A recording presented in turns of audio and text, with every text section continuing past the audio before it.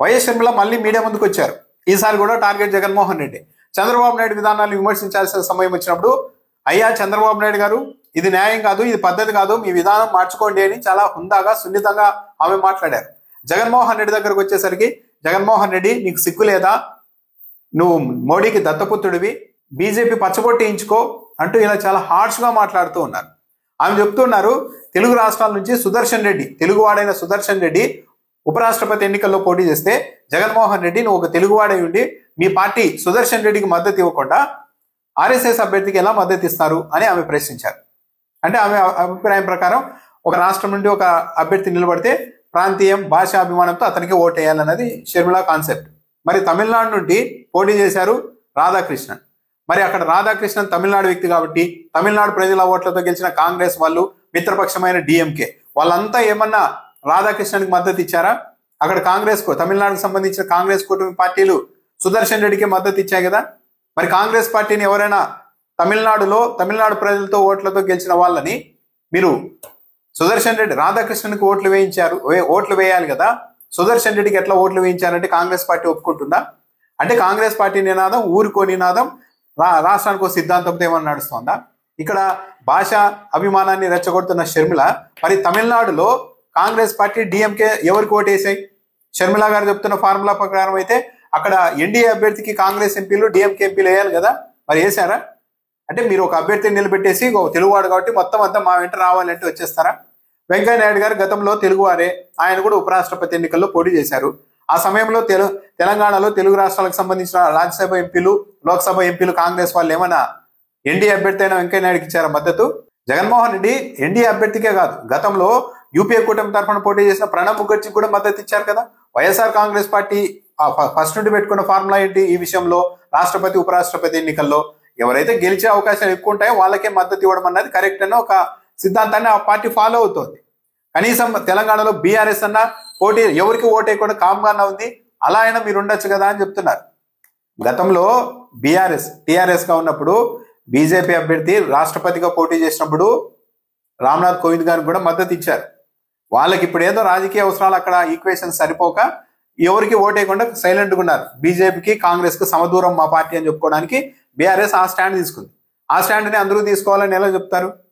అసలు ఒక ప్రాంతం బట్టి ఒక రాష్ట్రానికి సంబంధించిన వ్యక్తి కాబట్టి అందరూ ఆ ఓటు వేయాలని ఒక జాతీయ పార్టీ అయిన కాంగ్రెస్ పార్టీ ఎలా పిలుపునిస్తోంది? ఒక రాష్ట్రానికి అధ్యక్షురాలుగా ఉన్న షర్మిల ఇలా ఎలా మాట్లాడుతున్నారు?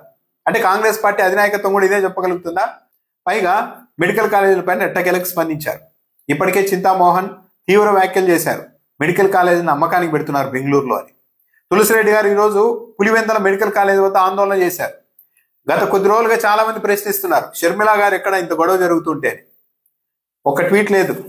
ఈరోజు మీడియా ప్రతినిధులు ప్రశ్న అడిగితే అందుకు కూడా ఆమె అప్పుడు స్పందిస్తూ మెడికల్ కాలేజీని ప్రైవేట్ పరం చేయడం కరెక్ట్ కాదు, ఆ నిర్ణయం ఉపసంహరించుకోవాలి, జగన్మోహన్ రెడ్డి పూర్తి చేయకపోతే మీరు పూర్తి చేయండి అంటూ చాలా సున్నితంగానే ఒక సలహా ఇచ్చేశారు.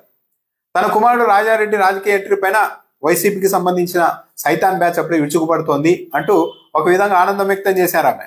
అంటే నా కొడుకు మీద ఇంత ఇది జరుగుతోందంటే మంచి మైలేజ్ వస్తుంది అనుకుంటున్నారేమో. వైసీపీ సైతాన్ మూకలు ఎంత దాడి చేసినా కూడా నా కుమారుడు రాజారెడ్డి, అతడి పేరు వైఎస్ రాజారెడ్డి, అతడు రాజశేఖర రెడ్డి వారసుడే అని కూడా చెప్పారు. అంటే ఇంకా ఆమె వైఎస్ఆర్ బ్రాండ్ని పెట్టుకొని తన కుమారుడిని రాజకీయంగా ముందుకు తీసుకురావాలని ప్రయత్నం చేస్తున్నారు.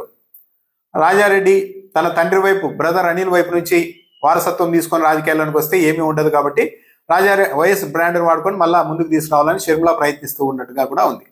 దానికి తోడు రాజారెడ్డి రాజకీయ ప్రవేశం అని చెప్పంగానే వైసీపీ వాళ్ళు ఎంత కంగారు పడిపోతున్నారు, భయమా అంటూ మాట్లాడుతున్నారు. ఆమె అనుకోవచ్చు కానీ భయపడే పరిస్థితులు ఉన్నాయా? ఒక జోరీగలాగా వైఎస్ఆర్సీపీ అభిప్రాయం ఏంటంటే షర్మిల అనే ఆమె సొంత చెల్లెలో ఒక జోరీగలాగా వైఎస్ఆర్ కాంగ్రెస్ పార్టీని, జగన్మోహన్ రెడ్డిని ఇరిటేట్ చేస్తూ వస్తోంది. ఇప్పుడు ఆమె సరిపోడని చెప్పి కుమారుడిని కూడా అలా ఇరిటేట్ చేయడానికి తెస్తున్నారు. ఒక జోరీగల్లాగా అంతే స్థాయిలో చూస్తున్నారు కానీ వైసీపీ వాళ్ళు ఎక్కడ భయపడుతున్నట్టుగానే లేదు.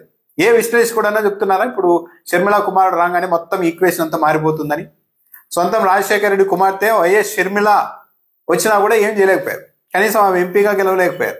ఇప్పుడు ఇంకా కుమారుడు వచ్చి నేను వైఎస్ రాజశేఖర రెడ్డి వారసున్నట్టు ఎవరు యాక్సెప్ట్ చేస్తారు? సమాజం ఎన్ని చెప్పినా అవునన్నా కాదన్నా, తక్కువ చేయడం ఎక్కువ చేయడం కాదు, కానీ సమాజంలో కుమారుడి వైపు నుంచే వారసత్వాన్ని యాక్సెప్ట్ చేస్తున్నారు. స్వయంగా కుమార్తె షర్మిలాని యాక్సెప్ట్ చేయలేదు. ఇప్పుడు బ్రదర్ అనిల్ షర్మిల కుమారుడైన రాజారెడ్డి వచ్చినంత మాత్రాన గుడ్డిగా పేరులో రాజారెడ్డి ఉంది, ముందర వయస్సు తగిలించేశారు కాబట్టి ఇతడే రాజశేఖర రెడ్డి వారసుడని గుర్తించేంత అమాయకంగా ప్రజలు ఉంటున్నారా? అయితే ఒకటి మాత్రం కనిపిస్తోంది, షర్మిల నెగిటివ్గా అయినా పాజిటివ్గా అయినా తన కుమారుడి గురించి చర్చ జరుగుతోందని ఆమె ఆనందం వ్యక్తం చేస్తున్నట్టుగా ఉన్నారు. అసలు వైసీపీ వాళ్ళు ఎక్కడ స్పందించలేదు దీని మీద. ఎక్కడో సోషల్ మీడియాలో కొందరు పోస్టు పెట్టిండొచ్చు, దాన్ని తీసుకొని వచ్చి ఆమె తన కుమారుడిని చూసి మొత్తం వైసీపీ భయపడుతోంది అని ఒక కథ రాసుకుంటూ ఉన్నారు. వైఎస్ షర్మిల బయటకు అంగీకరించకపోవచ్చు, కానీ ఆమె ఎజెండా చాలా క్లియర్గా ఉంది. అదేంటంటే జగన్మోహన్ రెడ్డి మీద, తన అన్న మీద రాగద్వేషాలతో, అసూయతో ఆమె రగిలిపోతున్నారు, ఆగ్రహంతో. ఎలాగైనా సరే జగన్మోహన్ రెడ్డిని, వైఎస్ఆర్సీపీని కింద పడగొట్టాలన్న టార్గెట్తోనే ఆమె పనిచేస్తున్నారు. మొన్న ఎన్నికల్లో కూడా అదే పనిచేశారు. ఇప్పుడు కూడా మళ్ళీ ఇంకోసారి రకరకాల ఈక్వేషన్లలో వైఎస్ఆర్సీపీని బీజేపీకి అంటగట్టేసి వైసీపీ ఓటు బ్యాంకును కొద్దిగా చీలిస్తే, జగన్మోహన్ రెడ్డి మళ్ళా ఓడిపోతే, తెలుగుదేశం పార్టీ అధికారంలోకి వస్తే చాలు, అదే మాకు దాంతో మాకు కడుపు మంట చల్లారిపోతుంది అన్నట్టుగా ఆమె రాజకీయం చేస్తూ ఉన్నారు. ఎక్కడా కూడా ఆమె ఎదగాలని చేయడం లేదు. జగన్మోహన్ రెడ్డి అనే వ్యక్తి పడిపోవాలి, తప్పుకోవాలి తన రాజకీయాల నుంచి అన్న స్ట్రాటజీతోనే పనిచేస్తున్నారు. ఇవి ఎప్పుడు సాధ్యం కావు. మనం బాగుపడేయాలనుకుంటే అన్ని శక్తులు సహకరిస్తాయి, కానీ ఒకటి చెడిపోతే ఆ ప్లేస్లోనికి మనం వద్దామని ఎదురు చూస్తే అది గోతికాడ నక్కల్లాగా వ్యవహారం మిగిలిపోతుందే కానీ అది సాధ్యమయ్యే పని కాదు.